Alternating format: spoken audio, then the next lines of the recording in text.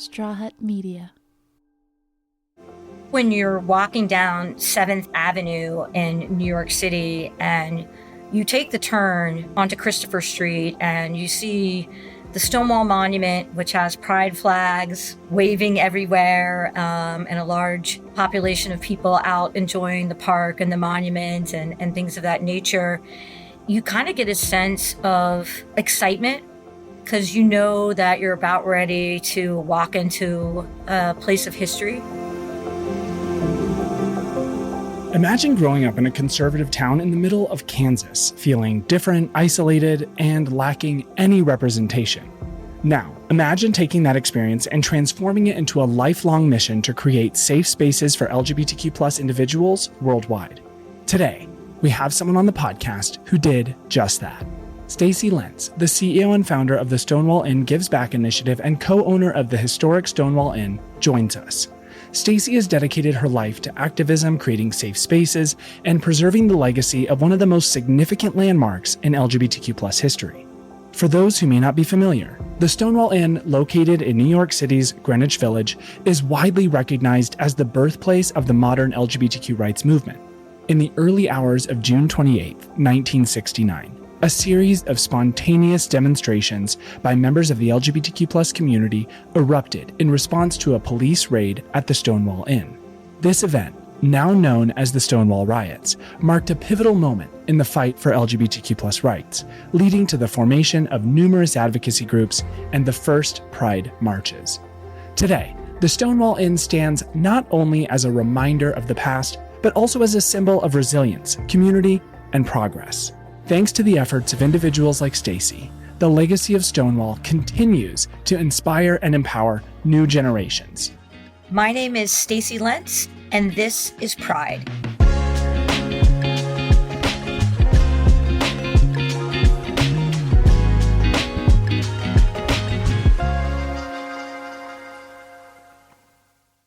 Stacy, before we get into Stonewall, tell me a little bit about you. Yeah, so I actually grew up in a Christian conservative town in the middle of nowhere in Kansas, in a cornfield. Growing up there and realizing that you were different, that you loved playing softball and baseball with the boys, but you didn't want to date them, right? That you're starting to learn at a very young age that you were a lesbian. And because there was no real representation back then, there was no Ellen, there was no Rosie, there was no really any kind of queer women representation whatsoever. I don't even know if I knew what it was, right? I just knew that I liked girls, right? And that's how, and that's what it was. So it was a very tricky time. So that was kind of my foray into why I wanted to become an activist. I didn't want anyone to be alone in a cornfield or anywhere in the country or all over the globe and feel that sense of isolation, and have a lack of support systems around them, resources, or even understanding, to really be able to be their authentic self. So growing up in the cornfields, how did you go from that to, I'm assuming your like migratory pattern ended up in New York City. Is that correct? Yeah. So I stayed in Kansas for college, and I actually went to college at Kansas State University. So in 1992, I moved to Washington, D.C., where I helped run a girlish private summer camp upstate. In addition to, I worked on the Clinton Gore campaign, knocking on doors. Oh, wow. So that was kind of my first foray into political activism, and a little bit of fundraising as well. And then in 1994, I moved to New York with literally nothing, everything back in the back of my car. I walked into a recruiting firm and they said, oh, I was looking for a job. They said, well, why don't you become a recruiter and do this? You've got sales background, you've managed a business before. So, at the ripe old age of 24, I started out in the recruiting business, and I took 2 companies to Inc. 5000 and had an incredible executive search, kind of DE&I, HR recruiting career. And then in 2006, my business partners, Bill Morgan, Tony DeChico, and Kurt Kelly, found out that the Stonewall Inn was going to close. And so they were looking for investors, and they asked me to come on board because I was starting to become kind of known as an activist, and I had that marketing and sales background. And I said, absolutely. And I took over all the marketing and sales and PR for the Stonewall Inn. And here we are 18 years later at the 55th anniversary of the Stonewall Inn riots.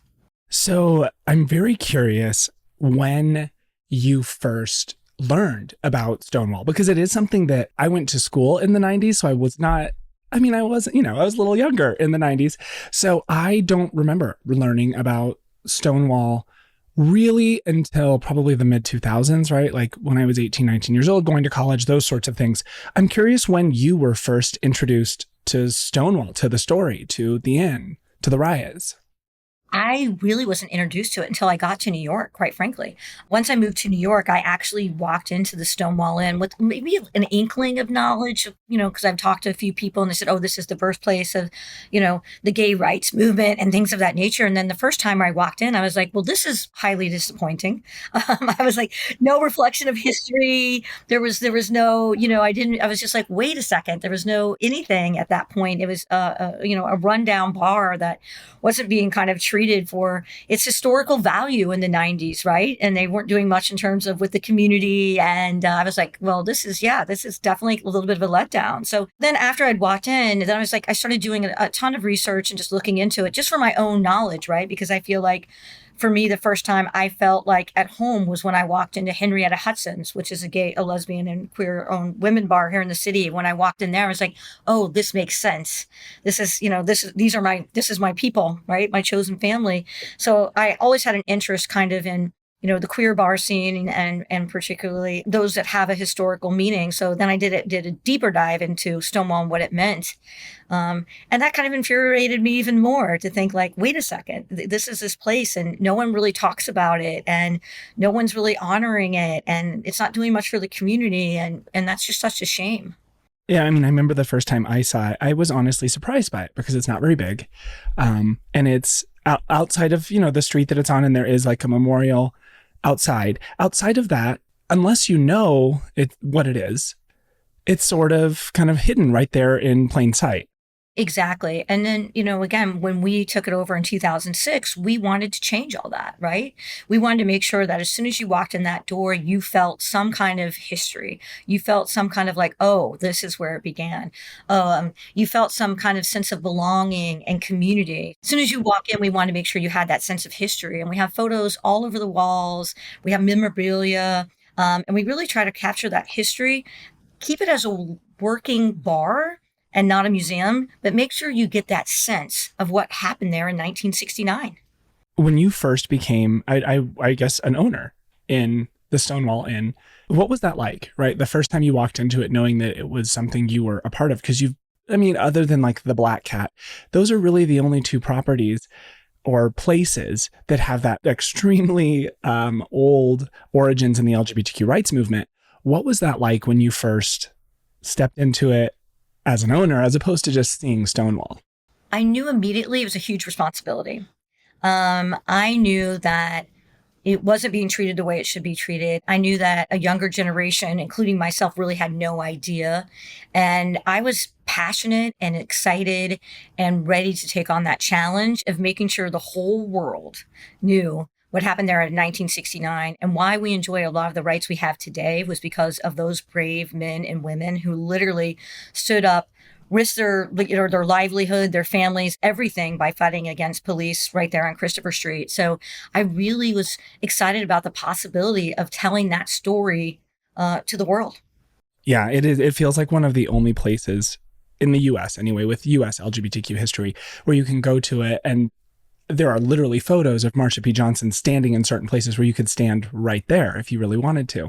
So it has this almost like a museum quality to it, even though it's still, you still operate it as the Stonewall Inn. Yeah. And it really operates also as like a community center. In addition to, drag shows and, dancing and all that kind of stuff, we've hosted thousands over the years of nonprofit fundraisers, charity events, anything you could think of.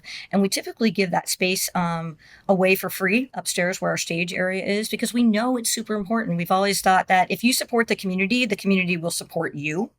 So that was really, really important for us to have that element where you could have meetings there. You could come in and not drink and have mocktails, or come in during early hours. We have educational tours, all that kind of stuff. We really wanted to make it the hub, and also in addition to put it back at the forefront of the LGBTQ global rights movement. That was super important to all of us as well. Coming up, Stacy shares how the Stonewall Inn Gives Back initiative is creating safe spaces globally and the impact of the Safe Space Certification Program. But first, we're going to take a quick break.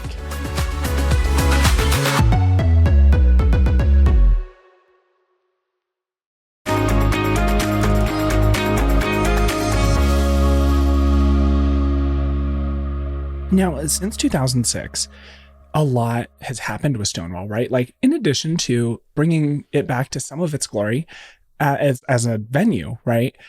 You've started the Stonewall Gives Back initiative. You have the awards gala. Tell me a little bit about how that process started to get you where you are now with your scholarship program. And there's a lot going on beyond the Stonewall Inn mocktails and cocktails. Exactly. Again, all by design and intention. We always had the plan to make sure it wasn't just a bar. It represents so much to our LGBTQ global community that we had to make sure that we didn't just treat it as a bar. So in 2017, a lot of different brands, companies, corporations were approaching us as we were heading into Stonewall 50, which was going to happen in 2019, 2 years later. And when that started happening, we're like, wait, this is an opportunity to take corporations money, and, say, yes, you can partner with us, but here's the deal. We're going to set up a nonprofit and give that money back to grassroots organizations and activists all over the globe in the spaces, places, and faces that need it the most, where it's still tough to be LGBTQ plus in 2024. Because let's face it, in New York and LA, San Francisco, we have one thing in common. We kind of have geographical privilege, where it's a little bit easier to be LGBTQ plus. So that was something we definitely wanted to set up and really get corporate donors, corporate sponsors, get that corporate money, and sometimes feel like Robin Hood, because we're taking from them and giving it to folks that don't have access, even in 2024, to get into those rooms, right? I've got white privilege, cis privilege, and geographic privilege. So I'm getting into a lot of those rooms, especially with the media buzz around the 50th anniversary. So we wanted to start that nonprofit and really start funding, places in Tennessee, places in Kansas where I'm from, or places like Iraq, places like Uganda, Kenya, the places where it's still really tough to be LGBTQ plus, even in 2024. So we were able to do that. In addition to, around that same time period, we partnered with Brooklyn Brewery to create a beer called the Stonewall Inn IPA, which would also help support the Stonewall Inn Gives Back initiative. So this was a way that, people could buy a beer, and you'd be, drinking for two reasons: to get drunk and for a cause, quite frankly. And partial proceeds would go back to our nonprofit. And since then, that beer is actually now in 38 states and 14 countries, which we're super proud of. And we've raised a ton of money and a ton of global awareness around the Stonewall Gives Back initiative, and the work we kind of do. In addition to, in 2019, once the 50th hit, we also saw another opportunity where we had so many corporate sponsors and so many businesses and venues and bars, et cetera, that were interested in partnering with us. We were like, how can we really authentically make them partner, not just with us, but with the LGBTQ plus community? So we decided to create what we're calling a safe space certification program. It's really twofold. We're really asking a company to say, or a business, or again, restaurant, could be anything, to say, we want you to create a safe space for our community, but we also are going to kind of hold your feet to the fire. So when you throw up that rainbow flag in June, you're also supporting us in December. So when you say that you're on the side of equality, you're not turning around and then donating to an anti-LGBTQ legislator who's writing one of these horrific bills at the state level in Texas.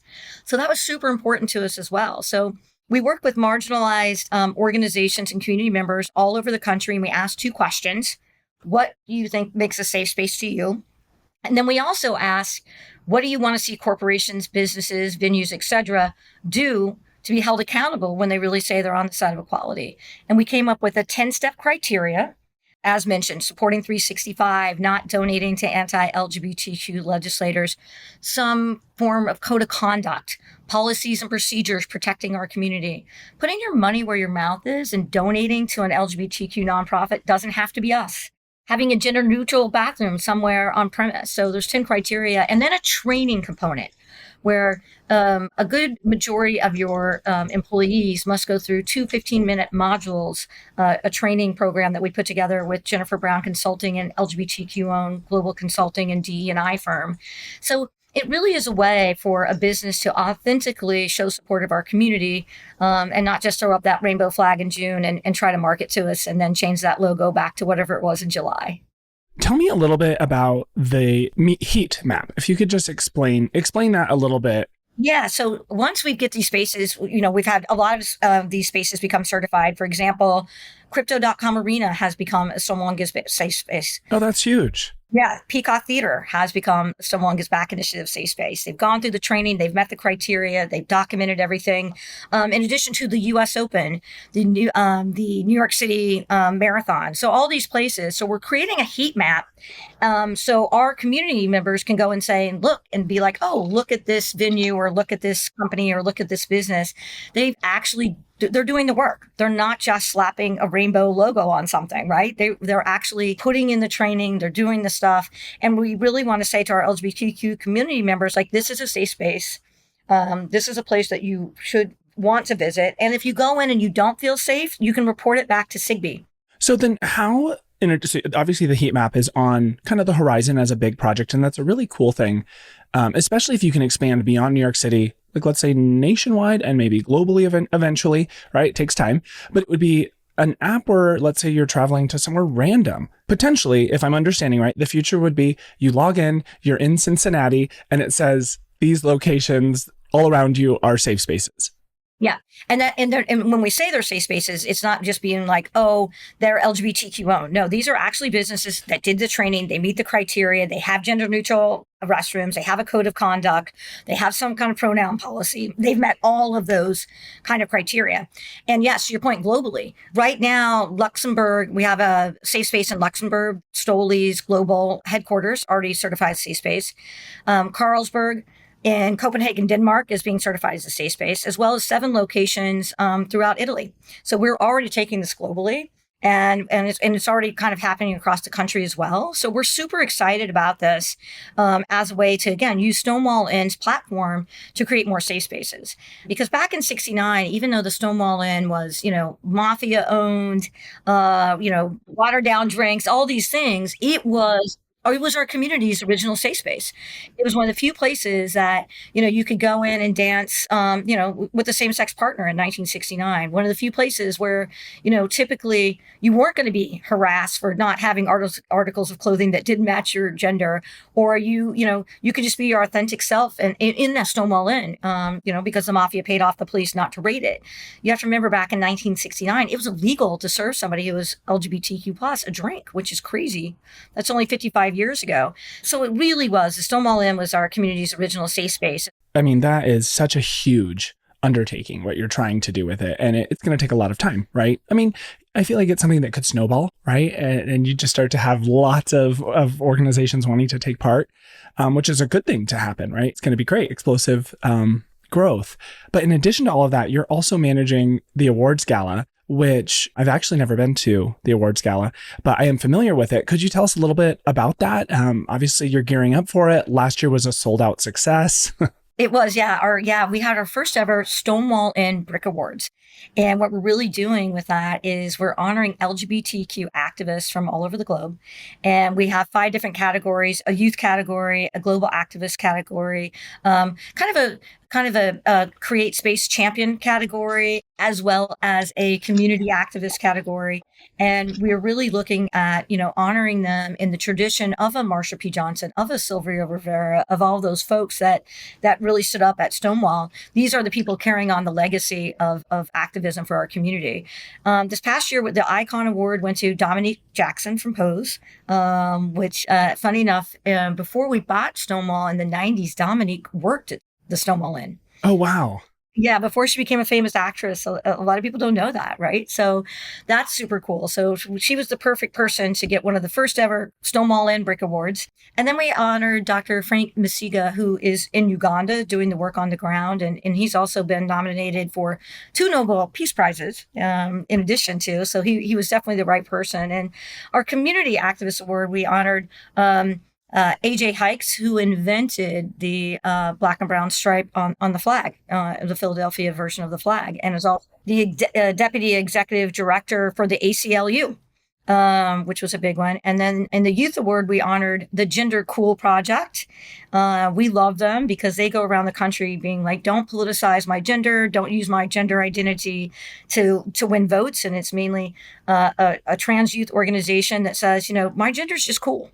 Like, stop, my gender's cool and that's it. Don't use it for your own personal gain. So yeah, sold out. We had it at Racket, and now we're gearing up. We're probably going to do it at Terminal 5, a bigger space, because there's so much demand. Peppermint hosted. And we raised a lot of money, and that's really the goal, right? We were able to raise a ton of money and to support our Safe Spaces program and give back to some of those grassroots organizations around the globe. And again, I think it's right in the vein of what we need to be doing as owners of Stonewall Inn to carry on that legacy.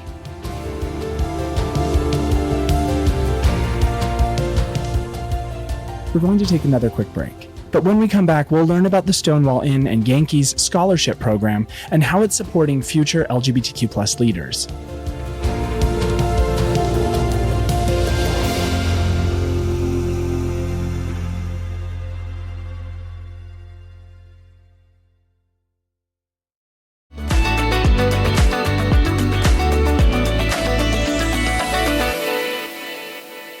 So in addition to the awards gala and Safe Spaces, you also just got back from Yankee Stadium, where you presented the Yankee Stonewall scholarships. I mean, we've come a long way from 1969 to now with all of the different, I guess you'd say they're basically like extensions of the Stonewall Inn's platform that you've created. Tell me a little bit about the scholarship program. Yeah, so in 2019, we sat down with the New York Yankees at Stonewall Inn, and they were interested in partnering with us. And we talked about doing a Pride Night, and they were one of the last teams in Major League Baseball to do that. And we really decided that was not going to be enough. That is not the way to go. And so we sat down and we created the Stonewall Inn and the Stonewall Yankee Scholarship. So what it is we pick 5 LGBTQ seniors from New York City public high schools. We partner with the Department of Ed, the New York City Department of Education, and they really, pass out the information, get students excited about applying. I think this year we had close to like 300 that applied for this. Obviously they're all LGBTQ+ students, and we're looking for our future leaders, our future activists. And it's incredible, emotionally draining to hear their stories because they're smart.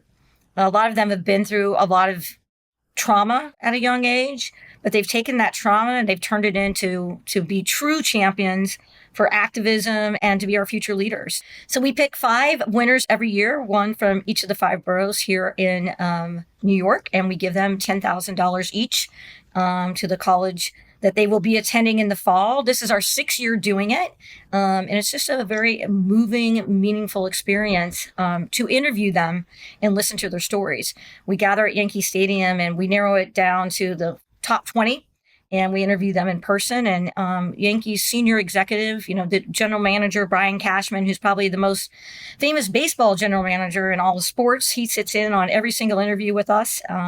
We all cry, because it's just so emotional to hear some of their stories. Some of them, they're 4.0, they're living in a homeless shelter, they're still the president of their GSA, and they're going to Wesleyan or something, right? Like they're just crushing it, even though they might have been kicked out of their home for being LGBTQ+. So it's a really impactful, important initiative that we're super proud of.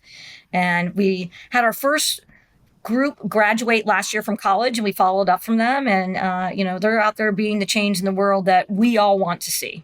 Is that really why it's important, you feel like, the SIGB focuses on providing direct support to queer BIPOC youth? It's that they will eventually influence the broader LGBTQ+ community, and this $10,000, even though across their lifetime, they're going to do great things. But that little kickstart really helps. Yeah, I think it shows that we're invested in them. And also, that partnership with the New York Yankees, the most storied team in all the sports and probably the most well known globally, to be part of this with us and use their platform to help elevate LGBTQ plus youth as well. Yes, 100%.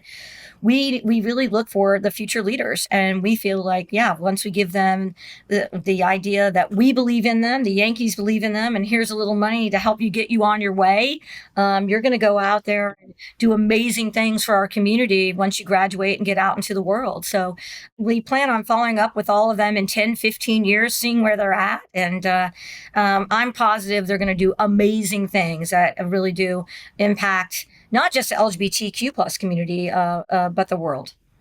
With all of these huge things that the Stonewall Inn is doing, in addition to running as the Stonewall Inn, how do you feel? I mean, it's evolution from being a mafia-owned bar with watered-down drinks to where you are now, where you're making a real impact on the LGBTQ plus community and also young people. And there's a lot more to the Stonewall Inn now than selling drinks and laundering money for the mafia. Yeah. And even when it reopened as a bar in the 90s, that's basically what it was doing, right? The first time I walked in there, that's exactly what it was doing. And it didn't even pay homage to history. So yeah, I'm super proud. It's taken a lot of work. One day I hope to write a book about it, because there's a lot of behind the scenes craziness that goes into making all this happen. And as you can imagine, but I'm proud. I think we're carrying on that legacy in the right way. I feel super lucky and super blessed. I'm a part of a team that gets to do this for a living. Nobody really makes much money from it. Our rent's way too high in New York City. I can imagine. I was honestly curious about that. I thought, it's been there so long. Does the Stonewall own its space? No, we do not. No. So even that is a challenge. Yeah, 100%. Keeping the bar alive itself has been a challenge, quite frankly, especially coming out of COVID. Insurance is up, rent's up, straws prices are up, anything, napkin prices are up, everything's up. And because it's so important to the LGBTQ plus community, we don't want to pass that on to our community members that are our customers. We try really hard, and we knew going into this was never a money making venture. It's not like the Abbey. Yeah, exactly. Or in 2017, quite frankly, we would have said, hey, such and such corporation, you can partner with us. We'll put up all the signs all over the Stonewall Inn, and we'll pay us from your marketing budget, and we as owners will take that, or we'll put it into the business. And we made a conscious decision. No, we're going to start a nonprofit, and we're going to bring in an independent board. I do run it. I don't get to vote, so there's no conflict of interest. It's an independent board that isn't tied to Stonewall Inn. So I think we absolutely did the right thing, and I'm super proud of that, and super proud of the work. And it's definitely a labor of love. And I think a few of us would say it's our life journey and life purpose, and we don't get to do a lot of other things because it's all encompassing, but we wouldn't have it any other way. If you don't mind just describing, even from your perspective, what it's like to see it. So I think when you're walking down 7th Avenue in New York City and you take the turn onto Christopher Street, and you see the Stonewall Monument, which has pride flags waving everywhere, and a large population of people out enjoying the park and the monument and things of that nature, you kind of get a sense of excitement, because you know that you're about ready to walk into a place of history. You know that on that very street, as you walk towards the Stonewall Inn, that's where our ancestors, transcestors, folks stood up and really said enough is enough, and we're queer, we're here, get used to it, and fought against police, fought back against police, just to have that moment in time sealed forever in history so we could have the rights that we have today, is just an overwhelming experience. And as you enter and see the sign, the classic neon sign that says the Stonewall Inn, and a plaque on the side of the building that says this is a historic landmark, you get kind of goosebumps and chills, again, thinking about all the incarnations that building has been through and what it represents. now to the LGBTQ plus community. And as you walk through the doors, one of the first things that you see is a rated premises sign that reminds you that that was a rated premises by the New York City Police Department in 1969. And you get a chance to see the actual sign that was there all those years later. And as you walk into the bar, you kind of get to feel a sense of nostalgia, history, as you see bartenders behind the bar telling stories to tourists from all over the world. That typically maybe their first stop as soon as they got to New York City was to walk into the Stonewall Inn. You see generations of folks, old, young, black, white, trans, lesbian, gay, every kind of race, ethnicity, sitting at that bar, having conversations, and interacting because they know that they are around folks that are very similar and they're all there to soak in and appreciate and live in the moment of history. I mean, I got goosebumps, so you did a great job. Thank you so much for that. As we kind of wrap up, I would love if we can give our listeners, and also if you want a message to corporations or people who could become corporate sponsors or have, they have influence over budgets as to how they can get involved with the Stonewall Inn and also Stonewall Inn Gives Back. So for more information about the Stonewall Inn Gives Back initiative, how you, if you're a business owner or an employee of a business that you think would like to be certified, or you just want to learn more about what we're doing in terms of our global work, you can go to stonewallinitiative.org or follow us on social at Stonewall Gives. And for more information about events and shows and charity and fundraisers at the bar, you can go to thestonewallinnnyc.com. and follow the Stonewall Inn on social. Thank you, Stacy, for coming on today. I appreciate all of your time and your knowledge and the history that you shared with us today. Thank you so much for having me. We're really excited as we kind of go into this 55th anniversary during Pride. So happy Pride, everyone.